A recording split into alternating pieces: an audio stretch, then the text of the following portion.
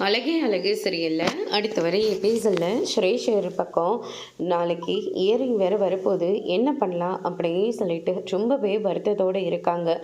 பேசாமல் இவகிட்டே போயிட்டு மன்னிப்பு கேட்டு இவளை என்கொயரிக்காக கூட்டிகிட்டு போயிடலாமா, என் மேலே எந்த தப்பும் இல்லைன்னு சொல்லி இவ வாயாலே சொன்னால் மட்டும்தான் நான் இந்த கேஸில் இருந்தே தப்பிக்க முடியும் அப்படின்னு சொல்லிட்டு நம்ம சுரேஷ் ஒரு பக்கம் நினச்சிட்ருக்காங்க. இவகிட்டலாம் யார் பேசுவாங்க? மனுஷனால இவகிட்ட பேச முடியுமா? தேவையில்லாமல் அவ்வளோ பேச்சு பேசுவா. இவகிட்ட பேசுகிறத விட பேசாமல் இந்த என்கொயரியை நாமளே தனியாக முடிச்சிடலாம் போல இருக்கு அப்படின்ற மாதிரி சொல்லிக்கிட்டு இருக்காங்க.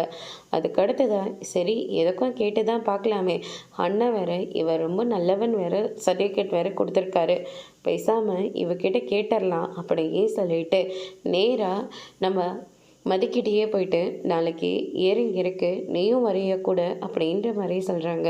நான் எதுக்காக உங்கள் கூட வரணும்? உங்களுக்கு என்கொயரினா நீங்கள் போய் முடிச்சுட்டு வாங்க, தேவையில்லாமல் நான் எதுக்காக வரணும் அப்படின்ற மாதிரி சொல்லிக்கிட்டு இருக்காங்க.